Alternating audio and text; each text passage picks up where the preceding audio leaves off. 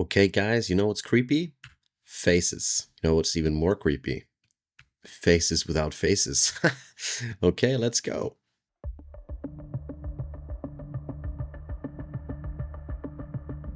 Okay, let's start by importing our scene. So we have this clip here of a woman standing in a tall grass field by the sea. She is a dancer and the scene is very beautiful, but that's not really what this channel is about. So, let's make it more creepy. First of all, let's just reduce the frame range to the duration of the clip, like so. And then add a surface tracker. Let's view that. Zoom in on her face a little bit, and we can just draw the outline of her face. So this will be the surface pattern that we will be tracking, like so.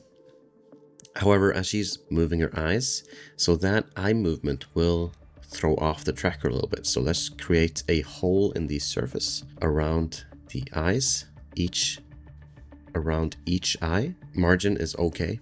Now go to the mesh tab to create a mesh. You can control the mesh here if you want.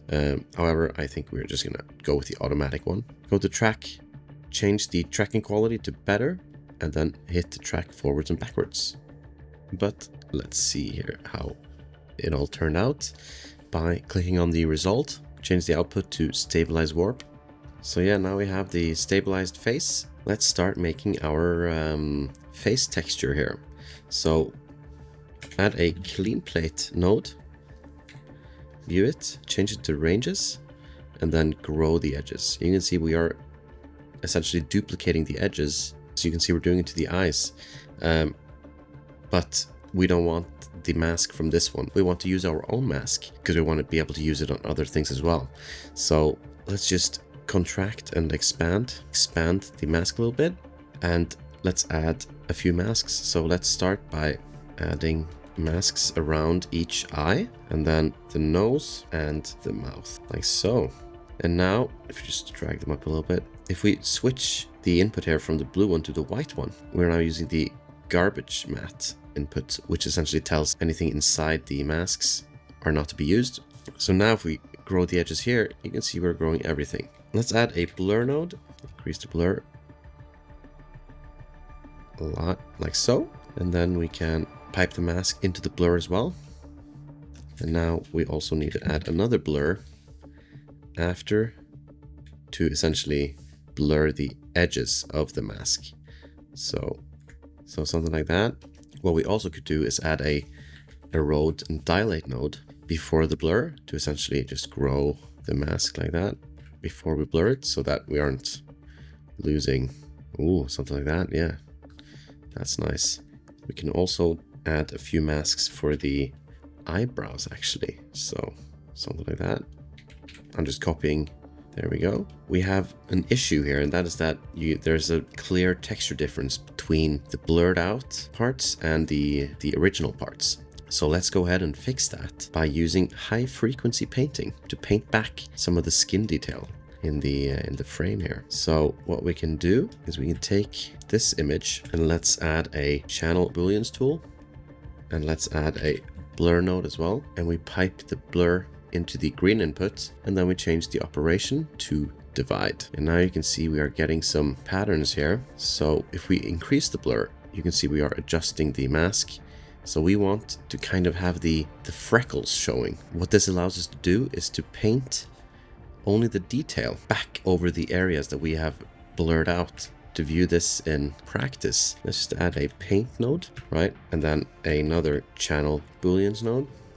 And then we just take this blur node here, the one we blurred, and we pipe this paint and we multiply it over again. So now if we now go into this paint node here, let's split the viewer as well. Choose stroke and copy. Hold down Alt to choose a reference, and then just paint some detail back over. And you can see we are painting skin back, and it's keeping the lighting of the background. Let's just make sure the entire face is covered by the freckles. So I'm just quickly grabbing stuff there, making sure the entire face has this texture on top of it. So now what we need to do is we need to copy this surface tracker here, like so. We need to pipe the original footage into it again, and now pipe this final channel boolean into the green input of the surface tracker. If we change this to rewarp stabilize clip, you can see we have a little bit weird artifact there with the mask, so let me just smooth that out. Let's just pipe this blur node, this masking blur node, into the channel boolean, then in the settings, multiply by mask, and now we have the skin on top of it. Since we blurred it out, we are also removing a lot of grain. So this is the trick essentially to combining elements and to sell effects a lot better, is to just add grain. So let's add a grain node before merging it over the original image, and then after as well. And you can, if you think the blur is too much, you could also, you can adjust the blur however you want here. Okay guys, that's how you make a creepy face in Fusion. Hope you found it interesting or useful. Thanks for watching. I want to say a huge thank you to those who are subscribed to my Patreon. You guys are amazing. And that's it for this one. See you next time.